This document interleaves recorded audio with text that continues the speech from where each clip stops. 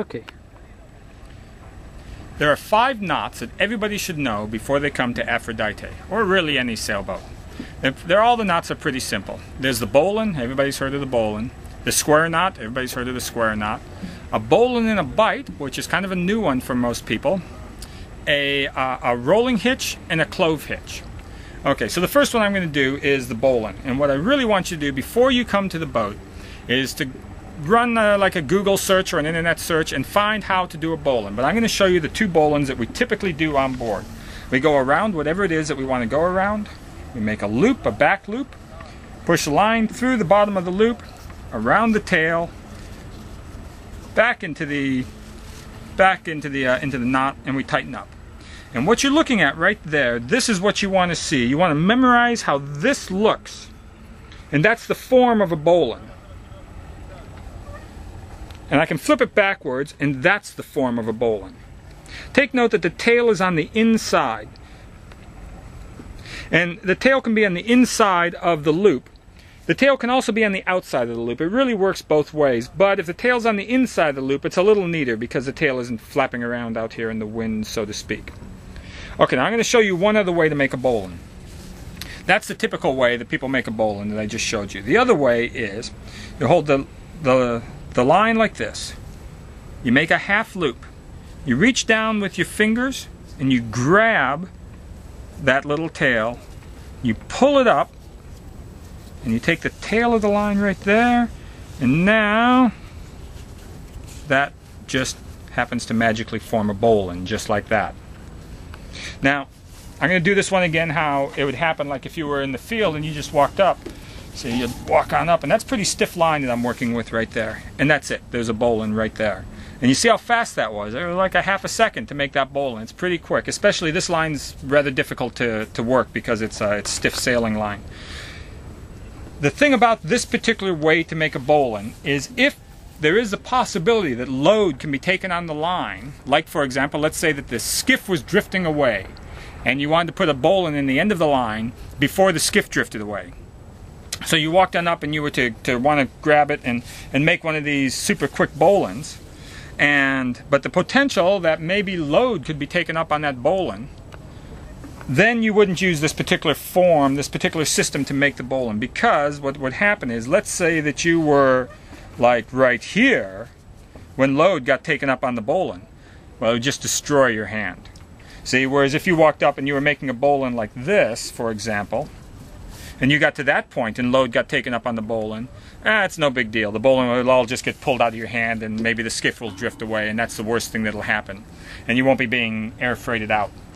Okay, so that's the bowline. The square knot, everybody knows the square knot, and you can look it up on the internet. The thing about the square knot is make sure you don't do a granny knot. You don't use a square knot very often. You use a square knot for reefing. It's about the only time that people really use a square knot. The next knot is the clove hitch. The clove hitch is once around, through the center, and again, it's one of those where you want to look at the knot, and you see that little bow action right there. The clove hitch is what people oftentimes use to tie up buoys and fenders on the side of the boat. Secure a line. It's just a good general purpose knot. If you're in kind of an area where the clove hitch might be getting pulled a couple times, then you do a securing clove hitch, which is one extra clove hitch. Now you'll notice this isn't a stack of half hitches. A stack of half hitches is a different thing. It's not really a knot. That's more of one of those, if you can't tie a knot, tie a lot. A clove hitch is actually the crossing of the line right there, and you want to look for that little bow right there. And a securing clove hitch is another clove hitch. See, it's still got that same bow here, and it's got the bow there, and that's important to remember. Okay, the next one is the rolling hitch. People have trouble with the rolling hitch, but I'm going to show you something here how to remember a rolling hitch.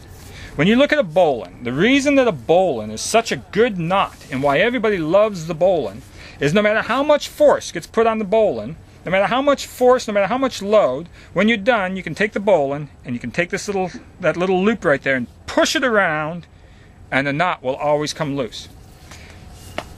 Okay, same thing with a rolling hitch. A rolling hitch is twice around, back over itself, reverse direction, and 2 loops back. Now, This is another one where you want to look at the form of the knot. And that's the knot right there. If you looked at it from the back side, that would be the knot. A lot of these, you kind of like, you make the knot a few times and you kind of forget how to explain how to do it, but you know what it looks like when you're done. And that's the important thing, is to know what it looks like. Now, the way to remember a rolling hitch is that when you're done, no matter how much load was put on a rolling hitch, just like the bowline, you can push it open. Right there, we can push the bowline open. And that means a lot, because the rolling hitch, oftentimes we use a rolling hitch, for example, if we've got a big if we've got a big line and we want to attach a small line to the big line to, let's say, pull the big line on the winch.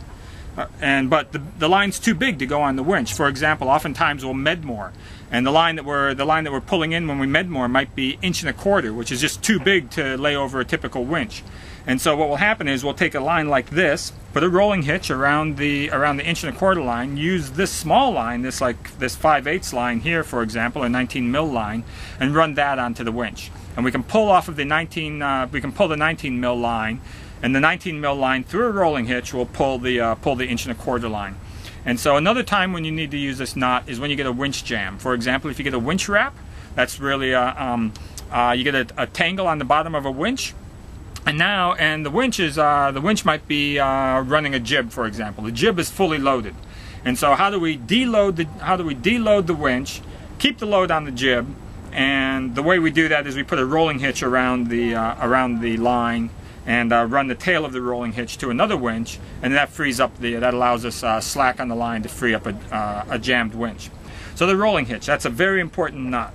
And the bowline and the bite, which is the last knot that you're going to need to know, I'm going to show in a different video, because this one is a test to see if our audio works.